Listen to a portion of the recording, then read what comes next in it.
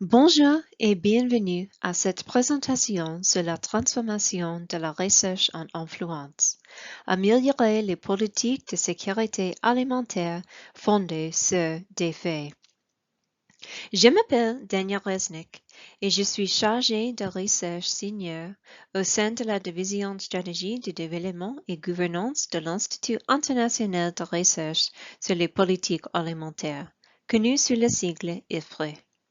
Cette présentation vous est fournie dans le cadre d'un projet de Feed the Future Innovation Lab de USAID sur la recherche, les capacités et l'influence en matière de politique de sécurité alimentaire, mené par l'Université de l'État du Michigan, en consortium avec l'IFPRI, l'Université Cornell, le Regional Network of Agricultural Policy Research Institutes, et les instituts de recherche statistique, sociale et économique de l'Université du Ghana. L'objectif de cette présentation est d'encourager au début des projets de recherche appliquée une réflexion sur le type d'influence que vous souhaitez obtenir à travers votre travail et le type de stratégie de sensibilisation à envisager pour obtenir cette influence. Pour les personnes travaillant au sein de la communauté internationale de développement, la nécessité de s'assurer que les conclusions ont un impact sur les politiques est devenue de plus en plus importante. Les donateurs veulent s'assurer qu'ils financent des recherches qui ont un sens pour les décideurs.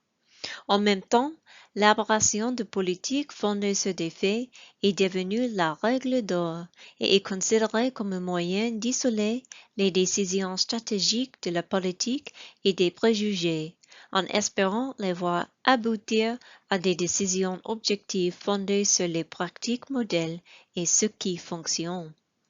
C'est pourquoi de nombreuses organisations régionales et de développement soulignent leur engagement en faveur de l'élaboration de politiques fondées sur des faits. Par exemple, en 2014, dans la déclaration de Malabo de l'Union africaine, l'organisation a souligné qu'elle appliquait les principes de planification fondés sur des faits. Plus récemment, en 2020, l'économiste en chef du Bureau des Affaires étrangères du Commonwealth et du développement du Royaume-Uni a souligné qu'elle était passionnée par l'appui à l'élaboration de politiques fondées sur des faits. Bien sûr, aucune recherche n'est entièrement exempte de préjugés. Toutefois, la prise de décision fondée sur au moins certains résultats de recherche vaut mieux que l'élaboration de politiques sans aucun fondement empirique. Le problème est que la recherche n'a pas toujours aisément une influence sur les politiques. Dans un monde idéal, une recherche de qualité est appréciée et prise en considération par les décideurs poursuivant des objectifs éclairés en vue de l'amélioration du bien-être de leurs concitoyens. Pour l'examen, la conception ou la réforme des politiques, ils s'appuient sur les recommandations de la recherche. En réalité, nous savons qu'il n'est pas si simple de renforcer l'impact des faits dans le processus d'élaboration des politiques. Même si nous aimerions penser que nos recherches passionnantes et importantes sont bien lues et comprises par les décideurs éclairés, elles interagissent au contraire souvent avec de nombreux autres facteurs. Parmi ceux-ci figurent les conclusions d'autres chercheurs qui peuvent renforcer ou contredire les nôtres, engendrant ainsi du scepticisme ou de la confusion chez les décideurs politiques. Dans certains pays à revenus faibles, les préférences des donateurs peuvent avoir des conséquences sur les décisions en matière de politique. Les décideurs politiques peuvent également avoir une idéologie forte à propos de certaines interventions de politique, les amenant à percevoir comme tabou certaines recommandations issues des conclusions de la recherche et à sans doute ne jamais les prendre sérieusement en compte.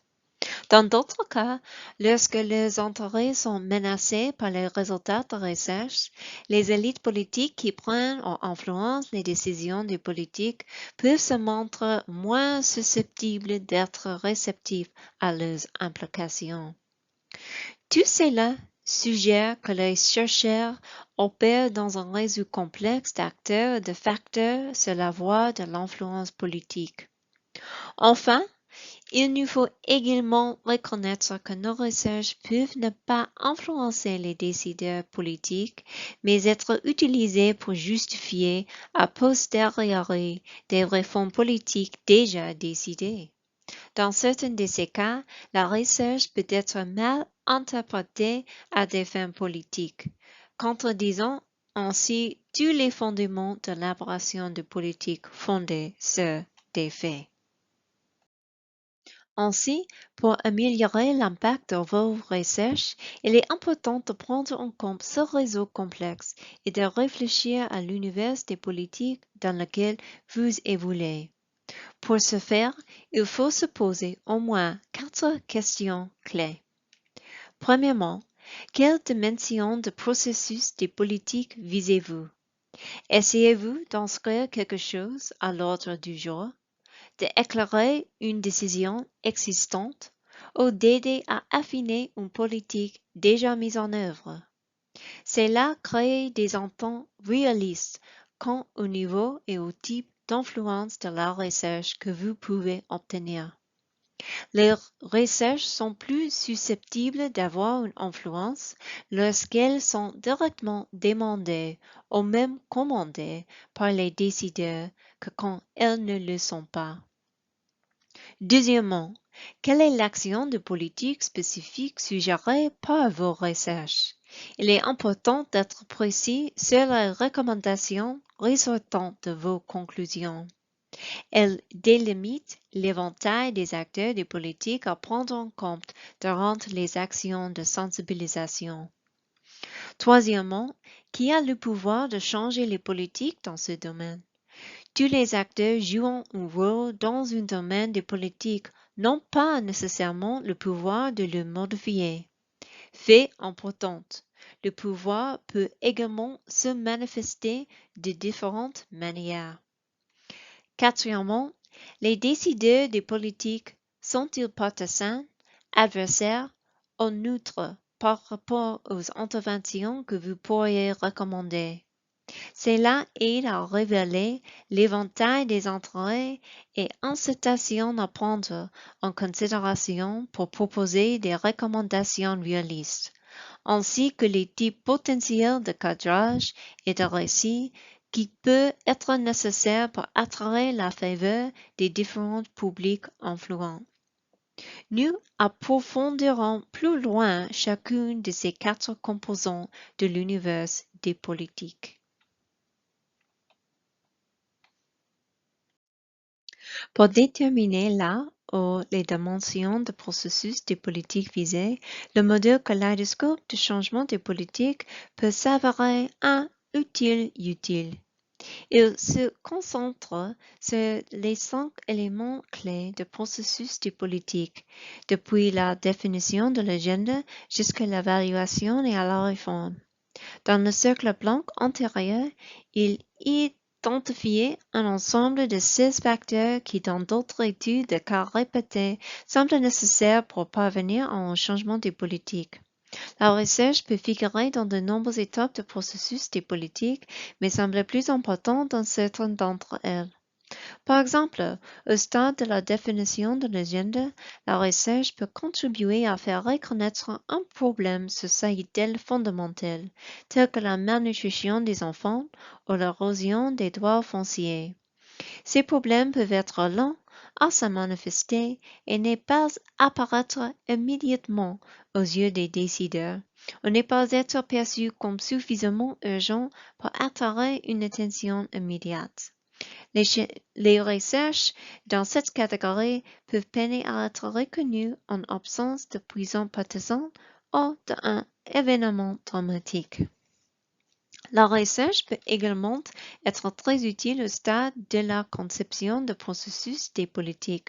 Par exemple, la modification des programmes de transfert monétaire, des subventions aux entrants ou de l'approche des titres fonciers peut bénéficier énormément de l'apport de la recherche, et les décideurs politiques peuvent être tout à fait réceptifs aux recommandations qui aident à résoudre un problème déjà reconnu. Au stade de l'évaluation et de la réforme du processus de politique, les chercheurs peuvent faire évoluer l'information et les convictions des décideurs avec leurs conclusions.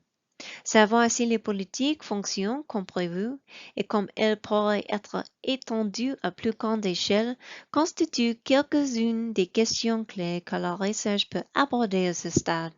Les décideurs politiques peuvent être réceptifs s'ils ont sollicité la recherche ou la dédaigner si les conclusions suggèrent l'incompétence ou la malfaisance dans la mise en œuvre des politiques. Une fois que vous avez déterminé l'étape du processus des politiques que vous souhaitez éclairer, il vous faut alors vous concentrer sur l'action de politique ciblée émergente de vos recherches. Cela commence en mettant en évidence qui doit être intégré dans le travail de sensibilisation. Ce tableau fournit quelques exemples d'actions de politique ciblée et indique comment elles peuvent faire intervenir différents ministères, niveaux du gouvernement et pouvoirs de l'État.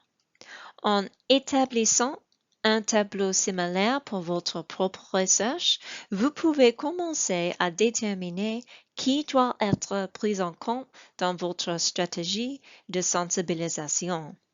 Les 5 colonnes de droite renvoient à différentes catégories de politiques. Par exemple, certaines politiques nécessitent des réformes réglementaires, tandis que d'autres impliquent des changements de comportement. Vous pouvez également examiner si les politiques concernent un ou plusieurs secteurs, incluant l'agriculture, la santé et d'autres secteurs, et nécessitent par conséquent une coordination. En outre, certaines interventions relèvent de la compétence du gouvernement central, tandis que d'autres sont de ressort des autorités locales, et d'autres encore constituent une responsabilité simultanée de plusieurs niveaux du gouvernement. Pour rendre la chose plus concrète, nous pouvons prendre l'exemple des subventions aux engrais sociaux de l'environnement, qui sont considérées comme une politique d'amélioration de la productivité. Sa conception nécessiterait une contribution des ministères de l'Agriculture, de l'Environnement et des Finances. Elle devrait être formulée avec des autorités du gouvernement central, mais pourrait impliquer des fonctionnaires des pouvoirs publics locaux pour l'attribution de ces subventions. Une telle politique nécessiterait également un soutien exécutif du cabinet de la présidence ou du premier ministre et un soutien législatif durant le processus d'approbation du budget. La troisième grande dimension de l'univers des politiques dans lequel vous évoluez est qui détient le pouvoir. À cet égard, une variante de l'approche du Power Cube de John Gaventa peut être extrêmement utile. Nous pouvons considérer 3 dimensions du pouvoir. La première est le ou les niveaux sur lesquels vous vous concentrez, local, national, régional ou même mondial. Plusieurs niveaux peuvent être simultanément concernés. La deuxième est là où les formes de pouvoir ou les vous êtes confronté. Il y a bien sûr ceux disposant d'un pouvoir de décision. Il s'agit généralement des principaux acteurs, institutions et procédures de prise de décision dans un domaine donné des politiques. Ensuite, il y a ceux dotés d'un pouvoir d'influence. Pour diverses raisons, certains acteurs peuvent se faire davantage entendre dans le rôle politique, ce qui leur donne plus de points que ceux ayant le pouvoir de décision. Il peut s'agir, par exemple, d'entreprises donatrices des campagnes politiques, d'autorités traditionnelles ou d'organisations de la société civile. Enfin, il y a ceux dont le pouvoir est invisible, ce qui renvoie aux idéologies, valeurs et formes de comportement dominantes découlant souvent de l'histoire et de la culture. La troisième dimension est celle des espaces d'engagement dans le processus des politiques.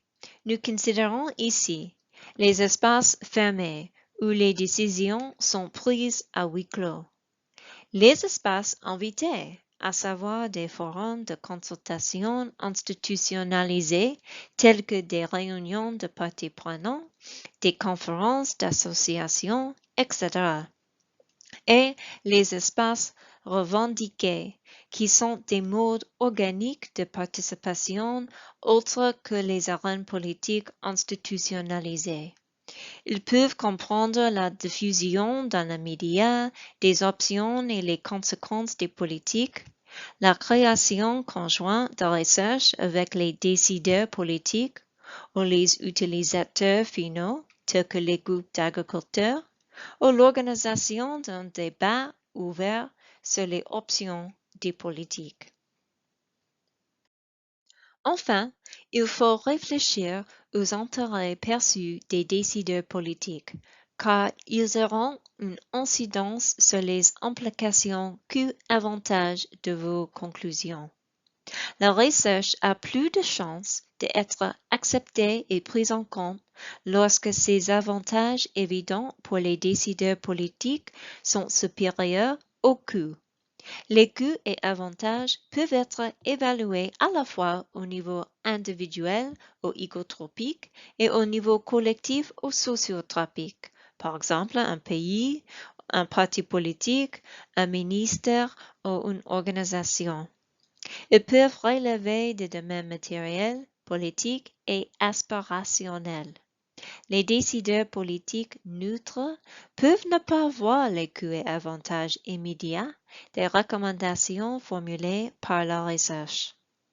Dans l'ensemble, la compréhension des intérêts des décideurs politiques aide à identifier lesquels peuvent se montrer favorables, adversaires ou non intéressés par rapport à la question et pour quelles raisons.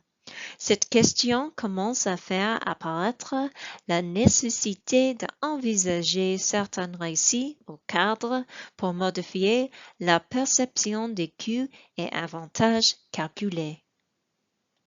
Donc, une fois que nous avons réfléchi à ces quatre grandes dimensions de l'univers des politiques dans lequel nous opérons, comment en faisons-nous la synthèse? Un exemple peut nous aider à y parvenir. Pour notre première question, quelle dimension du processus des politiques visez-vous? Disons que nous nous concentrons sur la conception d'une stratégie agro-industrielle dans un pays en situation d'après-conflit. En tant qu'action politique spécifique suggérée par nos recherches, nous pourrions recommander des investissements dans l'infrastructure spatialement ciblée en vue d'accroître la productivité de trois produits agricoles de basse valeur. Ensuite, nous devons nous demander qui a le pouvoir de changer les politiques dans ce domaine. Les personnes ayant le pouvoir de décision sont les ministères de l'Agriculture, du Commerce, de l'Industrie et des Finances, ainsi que le cabinet de la présidence et les parlementaires. Les personnes ayant un pouvoir d'influence peuvent comprendre les dirigeants des partis politiques, des groupes agro-industriels, la communauté des donateurs et les organisations de la société civile. Il peut également exister un pouvoir invisible lié à un discours entourant la nécessité de prendre des décisions d'investissement spatialement équitables afin d'éviter une reprise du conflit dans cet état déjà fragile. Enfin, nous pouvons réfléchir à l'identification des décideurs politiques qui pourraient être partisans, adversaires ou neutres. Les ministères de l'Agriculture et de l'Industrie peuvent être des partisans, de même que les investisseurs du secteur agroalimentaire. Les parlementaires peuvent s'opposer à nos recommandations par crainte de perdre des investissements aux endroits où les produits de basse valeur ne sont pas cultivés. Le ministère des Finances peut s'opposer au coût de ces investissements et les OSC peuvent craindre les impacts environnementaux. Le reste des acteurs pourrait être neutre. Nous pouvons rassembler tous ces acteurs et intérêts dans ce que l'on appelle un diagramme de cercle d'influence pour nous aider à identifier à qui nous devons accorder la priorité dans notre stratégie de sensibilisation. Par exemple, nous pouvons souhaiter cibler ceux qui sont neutres et adversaires et envisager de formuler nos conclusions de manière à les aligner sur le pouvoir invisible, à savoir, dans le cas présent, le discours entourant l'équité spatiale. L'identification du paysage des politiques et des intérêts des décideurs politiques permet de fournir des indications sur la manière d'entreprendre et de promouvoir la recherche. L'ensemble de ces questions contribuent à orienter l'élaboration d'une stratégie de sensibilisation. Le tableau présenté dans cette diapositive met en évidence 4 questions clés à prendre en compte lors de l'élaboration de notre stratégie de sensibilisation.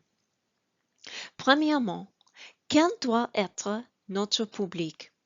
En particulier, qui accorder la priorité dans cette sensibilisation et pourquoi? À cet égard, notre diagramme des cercles d'influence peut être très utile pour identifier des acteurs prioritaires qui varieront certainement en fonction du domaine sur lequel vous vous concentrez. Par exemple, les interventions en matière de politique visant le comportement des consommateurs ou des agriculteurs peuvent bénéficier d'une sensibilisation des organisations de la société civile qui ont une légitimité auprès de ces acteurs. Par contre, la recherche axée sur l'augmentation des dépenses d'investissement peut nécessiter de se concentrer avant tout sur les acteurs du niveau ministériel. Deuxièmement, notre stratégie de sensibilisation doit examiner à quel moment du processus des politiques ces acteurs et institutions prioritaires doivent être engagés. À cet égard, il est utile de revenir sur le cube de pouvoir de Graventa et sa discussion sur les espaces d'engagement. Pour les acteurs puissants dans des espaces d'engagement fermés, la sensibilisation peut n'être crédible que lorsque les résultats sont complètement obtenus et peu finés. Il peut néanmoins y avoir des moyens de faire intervenir des acteurs neutres ou adversaires dès les premières étapes du processus de recherche à travers des espaces d'engagement invités ou créés de manière organique, par exemple par des apparitions médiatiques. Troisièmement, notre stratégie doit examiner si des récits et techniques de cadrage différentes peuvent être nécessaires pour susciter l'intérêt politique. Par exemple, un ministre des Finances peut être plus intéressé par l'enrichissement des aliments s'il est présenté d'une manière parlant de rentabilité. En revanche, si vous essayez de convaincre certains groupes de la société civile, il peut être plus utile de présenter l'accès aux aliments fortifiés comme un droit de l'homme. Enfin, notre stratégie de sensibilisation doit envisager les modalités les plus adaptées pour attirer l'intérêt, compte tenu des contraintes de ressources institutionnelles, techniques et logistiques. Par exemple, dans certains cas, les séances d'information et séminaires politiques classiques peuvent être très efficaces. Dans d'autres cas, en particulier lorsque nous devons obtenir rapidement l'adhésion de champions politiques, la création conjointe de recherche avec des décideurs politiques et des partenaires ciblés peut être une meilleure approche. Les différents membres du consortium faisant partie de ce projet sur la recherche, les capacités et l'influence en matière de politique ont acquis une grande expérience de l'exploitation de la recherche pour obtenir un impact sur les politiques. L'influence sur les politiques est souvent un travail de longue haleine, fondé sur la crédibilité et les efforts de multiples champions et chercheurs œuvrant en faveur des mêmes objectifs. Bien sûr, les analyses appliquées ne peuvent pas tout avoir un impact significatif sur les politiques, et de nombreux facteurs échappent à notre contrôle. Toutefois, en étant intentionnel sur les objectifs de notre travail et en restant informé sur l'univers des politiques dans lequel nous opérons, nous augmentons la probabilité de faire évoluer notre recherche vers une plus grande pertinence. Pour ceux d'entre vous qui souhaitent en savoir plus sur certains des éléments abordés dans cette présentation, des lectures supplémentaires sont fournies ici. Merci encore de votre écoute et bonne journée.